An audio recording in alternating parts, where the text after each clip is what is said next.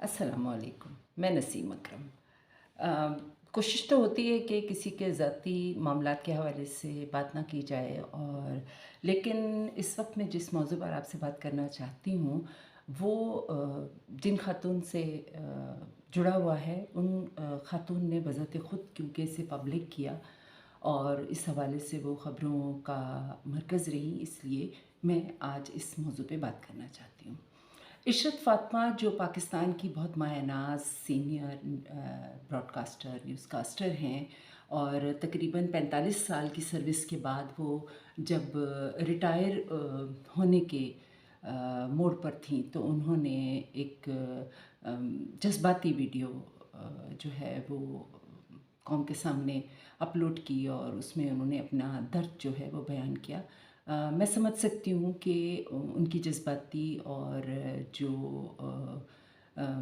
वाबस्तगी है इदारे के साथ वो अपनी जगह एक यकीनन दुख होता है। आप किसी दरख्त की छाँव में भी बैठते हैं तो उसे याद रखते हैं। ये तो एक बहुत तवील रफ़ाकत रही उनकी रेडियो पाकिस्तान और पीटीवी के साथ, जिसके बाद रिटायर्ड होना उनके लिए जो है वो एक मुश्किल जो है मोड़ था। लेकिन इशरत फ़ातिमा एक तालीम याफ़्ता और बहुत अकम्प्लिश्ड प्रोफ़ेशनल रही हैं, बहुत डेकोरेटेड प्रोफ़ेशनल रही हैं। उन्हें इस बात का एहसास होना चाहिए कि इदारे जो हैं वो उसमें लोग आते और जाते हैं। ऐसा कुछ नहीं है कि कोई इस इदारे में ताहयात जो है वो किसी कुर्सी पर विराजमान रहेगा या किसी ओहदे पर फ़ाइज़ रहेगा। इसी के साथ ये दुनिया का अमूमी चलन है, ये जो फ़ितरी इर्तिक़ा है, ये उसका बहाव है कि हम अपनी जो ज़िम्मेदारियाँ हैं, जो अपने कैरेक्टर्स हैं, जो हमारा रोल है, उस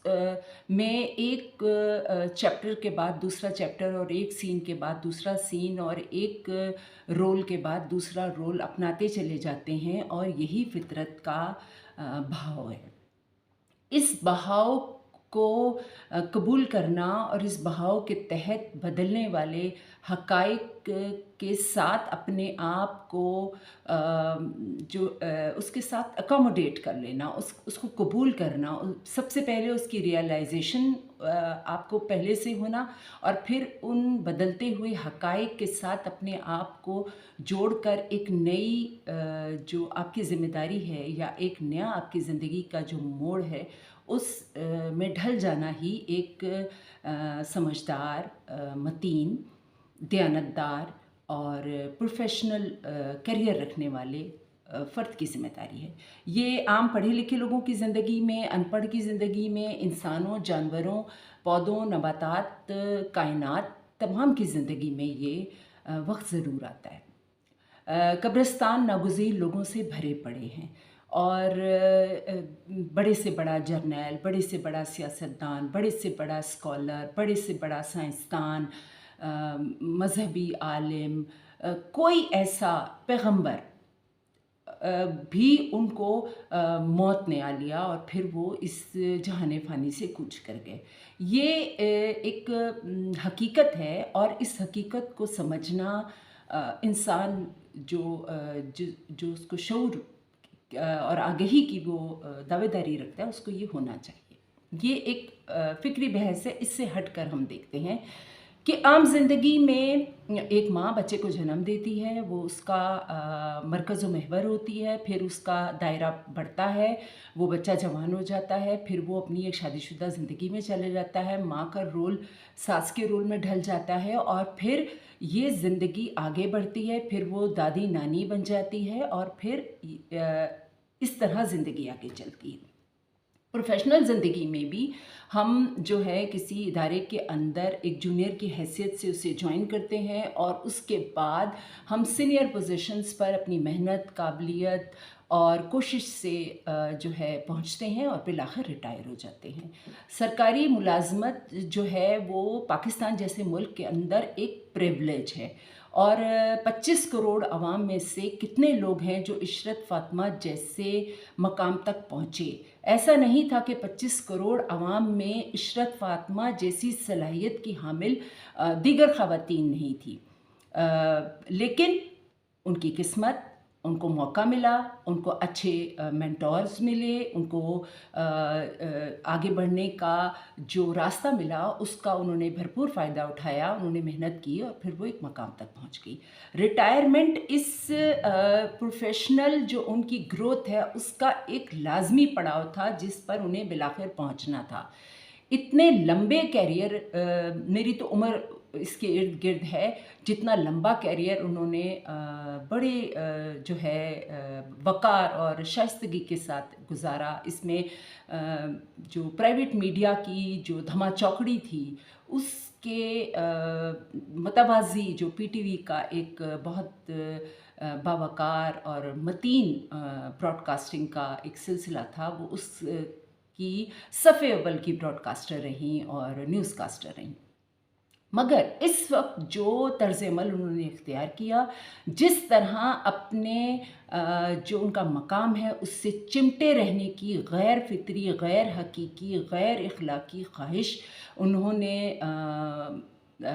جو ہے اس کا مظاہرہ کیا، میں اس سے ان کے شان نشان نہیں سمجھتی۔ دنیا کا یہ قاعدہ ہے کہ آپ کو اپنے بعد آنے والوں کے لیے راستہ چھوڑنا پڑتا ہے۔ بہت عرصہ پہلے کی بات ہے کہ میں وقت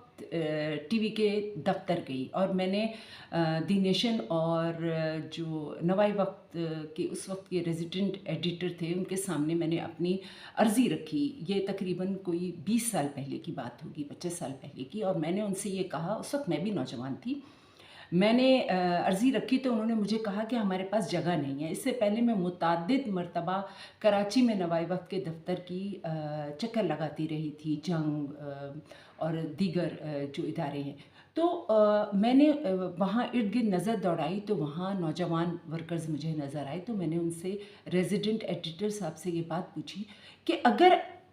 کئی سالوں یعنی دہائیوں کی کوشش کے بعد میں آپ کے دفتر کے چکر لگا رہی ہوں، مجھے یہ سننے کو مل رہا ہے کہ ہمارے پاس جگہ نہیں ہے، ہمارے پاس ویکینسی نہیں ہے، تو یہ نوجوان لوگ کہاں سے آتے ہیں آپ کے پاس؟ ان کے پاس ایسی کون سی قابلیت اور صلاحیت ہے جو کسی دوسرے میں نہیں ہے؟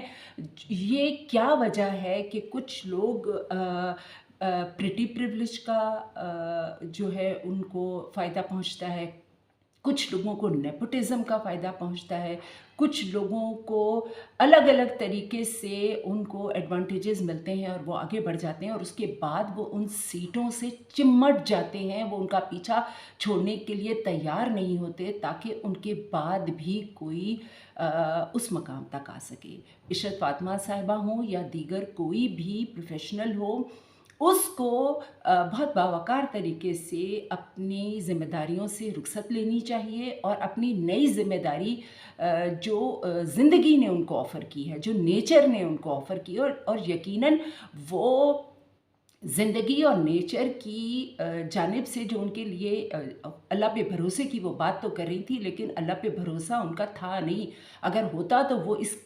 تبدیلی کو بھاری دل سے ہی صحیح، دکھی دل سے ہی صحیح، بہت باوقار طریقے سے قبول کرتی۔ عشرت فاطمہ جیسے لوگ، میں ان کی بہت رسپیکٹ کرتی ہوں، میرے لیے وہ نہایت قابل احترام ہے، لیکن ان کا جو مائنڈ سیٹ ہے، یہ وہ مائنڈ سیٹ ہے جو جس نے پی ٹی وی جیسے ادارے کو اور ریڈیو پاکستان جیسے ادارے کو اور سرکاری جو پورا بیوروکریسی کا اور نظام ہے اس کو کسی بوڑھے برگد کے درخت کی طرح جو ہے وہ اس کو گھیر لیا ہے اور وہ اس کا پیچھا چھوڑنے کے لیے تیار نہیں ہے۔ خدارا جن لوگوں کو آرکائیوز میں ہونا چاہیے، جن لوگوں کو عجائب گھر میں ہونا چاہیے، ان لوگوں کو عجائب گھر بھجوا دیجئے، مگر اداروں کے اندر نیا ٹیلنٹ، نئے لوگ، نئے اذہان، نئی سوچ کو آپ آنے دیجئے، ورنہ یہ ادارے ٹھہرے ہوئے پانی کے جوہر کی طرح کائی زدہ اور سڑان دینے لگیں گے، ان کے اندر نئی زندگی نشوونما نہیں پا سکے گی۔ پی ٹی وی ہو یا پی آئی اے ہو یا کوئی بھی سرکاری ادارہ ہو، اس کی تباہی کی وجہ یہی ہے کہ وہاں نسل در نسل لوگ جو ہیں वो काबू पा लेते हैं उस पर, वो उनका इजारादारी बन जाती है। इशरत फ़ातिमा साहिबा, आपने बहुत गलत और इंतहाई जो है नापसंदीदा मिसाल कायम की है। अता तारड़ साहब जो वज़ीर इत्तलात हैं, उनको बिल्कुल भी इस तरह का जो है जेस्चर नहीं देना चाहिए था। इशरत फ़ातिमा हों या कोई भी हो, मैं भी अगर इस जगह पर हूँ, अगर मैं आज एक छोटे से घर की अगर एक खातून माँ हूँ, और अगर मैं कल अपने बेटे की शादी करूँ और अपनी बहू के लिए जगह ना छोड़ूँ, तो फितरत का निज़ाम मैं डिस्टर्ब कर दूँगी। ये बदलाव ज़िंदगी का एक हिस्सा है। इशरत फ़ातिमा साहिबा को अपना दिल और अपना ज़र्फ़ बड़ा करना चाहिए था। बहुत मायूस किया है मुझे उन्होंने।